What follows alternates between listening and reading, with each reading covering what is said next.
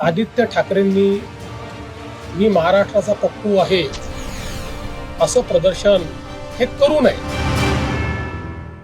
देशात नरेंद्र आणि राज्यात देवेंद्र अशी घोषणा तुम्ही काही वर्षांपूर्वी ऐकली असेल. तशीच पण थोडी वेगळी घोषणा तुम्हाला ऐकायला मिळणार आहे. देश का पप्पू राहुल गांधी और महाराष्ट्र का पप्पू आदित्य ठाकरे. थांबा, हे आम्ही म्हणत नाहीयेत किंवा त्याला प्रोत्साहनही देत नाहीयेत. अशा आशयाचं विधान अलीकडेच मुख्यमंत्री देवेंद्र फडणवीस यांनी केलं आणि मग त्या पाठोपाठ काही भाजपा नेत्यांनी देखील.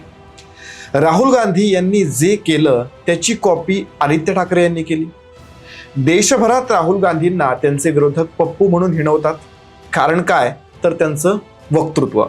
त्यांच्या नेतृत्वात अजूनही काँग्रेस पक्षाला काही सूर गवसलेला नाहीये, यश आलेलं नाहीये. 1-2 नाही तर 90 पेक्षा जास्त निवडणुका हरवून दिल्याचा रेकॉर्ड केलाय राहुल गांधी यांनी. इकडे उद्धव ठाकरेंच्या शिवसेनेची काही वेगळी अवस्था नाही. राहुल गांधी आणि आदित्य ठाकरे स्वतः निवडून आले पण पक्षाला काही विजय मिळवून देऊ शकलेले अजूनपर्यंत नाहीये. वारंवार दणके बसत असल्यामुळेच त्यांची पप्पू अशी ओळख होतीये का? कोणत्या हेतूने देवेंद्र फडणवीस यांनी असं विधान केलं? राहुल गांधी आणि आदित्य ठाकरे यांच्यात काय सिमिलॅरिटीज आहेत? ठाकरेंची स्ट्रॅटेजी कुठे चुकतीये आणि कॉपी करून पास झाल्यासारखं वागतायत का आदित्य ठाकरे? किंवा मग कॉपी करून पास होण्याचा प्रयत्न आहे का आदित्य ठाकरे यांचा? सगळं बघायचंय. सो नेहमीप्रमाणे व्हिडिओ पूर्ण पहा आणि चॅनलला सुद्धा सबस्क्राईब करा. नमस्कार, मी प्रदीप. मूड फ्रेश करणाऱ्या मराठी मूडमध्ये आपल्या सगळ्यांचं स्वागत. उद्धव ठाकरेंच्या शिवसेनेचे आमदार आदित्य ठाकरे हे अधूनमधून चर्चेमध्ये असतात. त्यांच्या पक्षाचा अलीकडेच एक निर्धार मेळावा पार पडला वरळीमध्ये. त्यानंतर त्यांच्याबद्दल एक चर्चा सुरू झाली आणि ती म्हणजे आदित्य ठाकरे महाराष्ट्राचे पप्पू आहेत, ही ती चर्चा. आजकाल हायटेक पत्रकार परिषदांचा ट्रेंड सुरू झालेला आहे. 2019ला तुम्हाला आठवत असेल, राज ठाकरे आपल्या प्रचार सभांमधून लावरे तो व्हिडिओ म्हणत तत्कालीन विरोधकांचा भांडाफोड करत होते. मग इतर पक्षांनी देखील त्यांची थोडी बहुत कॉपी केली. देशभर पप्पू या नावाने ज्यांना हिणवलं गेलं त्या राहुल गांधींनीही आपल्या कार्यपद्धतीमध्ये मागच्या काही वर्षांमध्ये बदल केले. पत्रकार परिषदा ज्या काही आहेत त्या हायटेक केल्या. जसं एखाद्या MNC मध्ये पॉवर पॉईंट प्रेझेंटेशन होतं ना, अगदी तसाच काहीसा फील राहुल गांधींच्या या पत्रकार परिषदेवेळी येतो. अर्थात त्यांची ही हायटेक ट्रिक ही काही कामी आली नाही. निवडणुकीत पराभूत होत गेले. इकडे आदित्य ठाकरे यांनी त्यांची कॉपी केली. निर्धार मेळाव्यामध्ये, म्हणजे जो काही निर्धार मेळावा अलीकडेच पार पडला, त्यामध्ये पॉवर पॉईंट प्रेझेंटेशन केलं की कसं बोगस मतदान झालं किंवा कुठे मतदार वाढले वगैरे. जे मुद्दे राहुल गांधींनी उपस्थित केले देशपातळीवरती, अगदी तसेच मुद्दे आदित्य ठाकरे यांनी महाराष्ट्राच्या स्तरावरती मांडले, अगदी त्याच पद्धतीने. मग याचवर मुख्यमंत्री फडणवीस यांनी मजेशीर प्रतिक्रिया दिली. ती आधी ऐकणार आहोत आणि मग या दोन्ही नेत्यांमधल्या सिमिलॅरिटीज चेक करणार आहोत. माझी अशी अपेक्षा होती की आदित्य ठाकरेंनी मी महाराष्ट्राचा पप्पू आहे असं प्रदर्शन हे करू नये अशी माझी अपेक्षा होती. कारण मला वाटत नाही की ते महाराष्ट्राचे पप्पू आहेत. मी काही त्यांना म्हणतही नाही. पण ज्या प्रकारे राहुल गांधींनी मोठी स्क्रीन लावून त्याच्यावर इकडून तिकडे येरझाऱ्या घालायच्या आणि खुदा पहाडवर चुहा भी नाही निकला अशा पद्धतीचं वक्तव्य करायचं, दुर्दैवाने तेच काल या ठिकाणी आदित्य ठाकरेंनी केलेलं आहे. माझी एवढीच अपेक्षा आहे, मी काय बोलणार नाही. त्याची उत्तरं इलेक्शन कमिशनने दिलेली आहेत.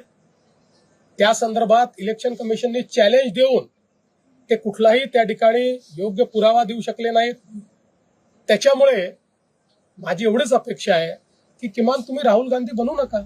हे जे काही निवडणूक याद्यांमधल्या घोळाचे आरोप आहेत ते सिद्ध करू शकले तर राहुल गांधी यांच्यासारखं थोडं बहुत कमबॅक करू शकतात. अन्यथा पप्पू हे लेबल त्यांनाही चिकटून राहू शकतं. पण अशी प्रतिक्रिया येण्यामागे कारणही तशीच आहेत. सगळ्यात पहिलं कॉपी पेस्ट. ज्या पद्धतीने राहुल गांधी अलीकडे पॉवर पॉईंट प्रेझेंटेशन करतात अगदी तसंच म्हणजेच स्टाईलची कॉपी पेस्ट आदित्य ठाकरे यांनी केलेली आहे. मूतखडा नकोसा झालाय, सर्जरीची भीती वाटतेय. अहो, आता चिंता सोडा. किडनी स्टोनसाठी नैसर्गिक रामबाण उपाय डिसोकॅल. 1 लाखांहून अधिक रुग्णांचे विश्वासार्ह औषध. फक्त टॅबलेट्स आणि औषधांनी किडनी स्टोन पळवून लावा. Amazon, disocal.in आणि फ्लिपकार्टवर सहज उपलब्ध. दुसरं कारण घराणेशाहीचे वाहक.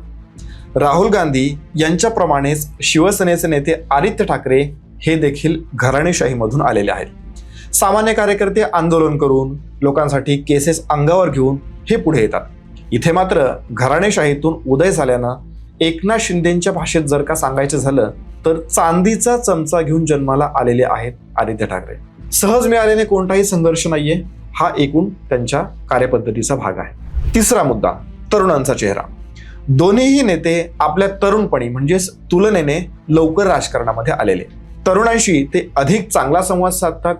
तिकीट देताना देखील अधिकाधिक तरुणांना संधी देण्याचा हा त्यांचा प्रयत्न असतो. जसं की आता येणाऱ्या महापालिका निवडणुकीमध्ये उद्धव ठाकरेंची शिवसेना 60 वर्षांवरच्या नेत्यांना संधी देणार नाहीये. त्यांनी सुचवलेले उमेदवार मात्र देईल, पण त्यांना थेट संधी मिळणार नाहीये. सक्रिय तरुणांचा अधिकाधिक योग्य वापर करण्याचा यामागे हेतू आहे.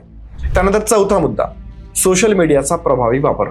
अलीकडे राहुल गांधी सोशल मीडियाचा, टेक्नॉलॉजीचा अधिक चांगला आणि प्रभावी वापर करताना आपल्याला दिसून येतात.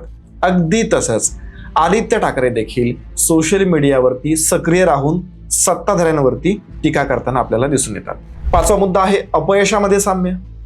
पक्षात नेतृत्व स्वीकारल्यापासून राहुल गांधी असो की आदित्य ठाकरे दोघांनाही यश आलेलं नाहीये, अपयशच पदरी पडलंय. राहुल गांधींच्या नेतृत्वामध्ये जवळपास 90 किंवा कदाचित त्याहूनही जास्त निवडणुकांमध्ये काँग्रेसला हार पत्करावी लागलेली आहे. अर्थात ते स्वतः मात्र निवडून आलेले आहेत हे खरंय, पण पक्षाला मात्र विजय मिळवून देऊ शकलेले नाहीयेत हे दोन्ही नेते. राहुल गांधी राजकारणामध्ये अपरिपक्व आहेत असं अधूनमधून कोणी ना कोणीतरी बोलत असतंच. 2013 मध्ये जेव्हा त्यांनी आपल्याच सरकारचा लोकप्रतिनिधींना संरक्षण देणारा अध्यादेश हा फाडला होता, तेव्हा काँग्रेसमधल्याच ज्येष्ठ नेत्यांनी नाराजी व्यक्त केली होती. शर्मिष्ठा मुखर्जी या प्रणव मुखर्जी यांच्या कन्या त्यांनी आपल्या पुस्तकामध्ये याचा उल्लेख सुद्धा केलेला आहे. राहुल गांधी यांनी जरी आपल्या कार्यपद्धतीमध्ये अलीकडे बदल केलेला असला तरी त्याचा पक्ष विस्तारावरती फारसा काही परिणाम झालेला दिसून येत नाहीये. मुद्दे मांडताना त्याला स्ट्रॉंग एव्हिडन्सचा आधार असायला हवा, नाहीतर मग असं होत असतं. अपरिपक्व म्हणून टीका होणाऱ्या राहुल गांधींचं अनुकरण कुणी केलं तर आपल्या महाराष्ट्रातल्या आदित्य ठाकरे यांनी. आता त्यांनी जे प्रेझेंटेशन दिलं त्यामध्ये देवेंद्र फडणवीस यांच्या म्हणण्यानुसार खोटं पॅन कार्ड दाखवण्यात आलं. आता ते खरं की खोटं हा चौकशीचा भाग झाला, पण प्रसिद्धीसाठी कोणतीही गोष्ट करण्यापूर्वी आदित्य ठाकरे यांनी विचार करायला हवा असं एक सर्वसाधारण मतप्रवाह पुढे आला. त्यांनी स्वतःच्या मतदारसंघातील घोळाचं उदाहरण दिलं, पण समजा अशा वेळी जर का घोळच असेल तर आधी त्यांनी राजीनामा द्यायला हवा, कारण त्यांना मिळालेली मतं देखील मग अनधिकृत होऊन जातात ना. पण ते तसं करणार नाहीत. त्यामुळेच तर मग विश्वासार्हता रसातळाला जाते आणि पप्पू हा जो काही टॅग आहे तो लागतो. राहुल गांधी यांना तो लागलेला आहे. आता आदित्य ठाकरे यांना तो लागतो की काय हे पाहायला लागेल. महानगरपालिकेच्या निवडणुका लवकरच होणार आहेत. अशा वेळी कॉपी पेस्टची ही स्ट्रॅटेजी त्यांच्या कामी येणार नाहीये. मागच्या 20-25 वर्षांपासून मुंबई महानगरपालिकेवरती त्यांच्या शिवसेनेची सत्ता होती. मुंबईत काय अनागोंदी कारभार सुरू आहे याचा मुंबईकरांनी आतापर्यंत हा चांगला अनुभव घेतलेला आहे. त्यामुळेच यावेळी ठाकरे सत्ता टिकवणार का याची उत्सुकता आहे. म्हणजे विकास कामं तर काही नाहीच आहेत, उलट त्यांना विरोध करण्याचंच काम हे ठाकरेंकडून सातत्याने होताना दिसून येते. शिवसेना फुटलेली आहे. अनेक नगरसेवक ऑलरेडी एकनाथ शिंदे यांच्याकडे गेलेले आहेत, अजूनही जातील कदाचित. नाही म्हणायला काही नगरसेवक ठाकरेंच्या सेनेकडे जाणार असल्याच्या बातम्या अधूनमधून येत असतात आणि त्यावरती आम्ही व्हिडिओ सुद्धा बनवलेला आहे, तो नक्की बघा बघितला नसेल तर. पण ते नगरसेवक आपल्याकडे यावेत किंवा टिकावेत यासाठी काय प्लॅन आहे ठाकरेंकडे? साठी ओलांडली म्हणून संधी देणार नाही इथपर्यंत ठीक आहे, पण मग तरुण वर्ग आकर्षित होईल असं काय आहे ठाकरेंच्या सेनेमध्ये? कारण तरुणांकडे इतरही ऑप्शन्स आहेत की तेही याच्यापेक्षा बेटर. कोणतं व्हिजन नाहीये, विकासाचा कुठला रोड मॅप नाहीये, उठता बसता आपलं गद्दार गद्दार मिंधे अशी बालिश टीका करायची. केवढा तो धसका घेतलाय आणि त्यातूनच मग वारंवार होणाऱ्या चुका, सोडून जाणाऱ्या नेत्यांबद्दल अपशब्द, यामुळे पक्ष हा अगदी रसातळाला गेलाय. 20 वर्ष ज्या भावाकडे बघतही नव्हते, पाठ फिरवून बसले, आज त्याच्याच मांडीवर जाऊन बसण्याची वेळ ठाकरेंवरती आलेली आहे. आदित्य ठाकरे असो किंवा मग उद्धव ठाकरे असो, एवढं करून काही साध्य होतंय का, ते आता बघायला लागणार आहे पुढच्या काळामध्ये. आदित्य ठाकरे यांच्या नेतृत्व गुणांकडे पाहून पक्षात येणाऱ्यांची संख्या किती, हा प्रश्न खरंच विचारण्यासारखा आहे. स्वतः आदित्य ठाकरे हे देखील याचं उत्तर कदाचित देऊ शकणार नाही. एकूणच तुम्हाला या सगळ्याबद्दल काय वाटतं ते तुम्ही आम्हाला कमेंट करून नक्की सांगा. या व्हिडिओमध्ये इतकंच. जय हिंद, जय महाराष्ट्र.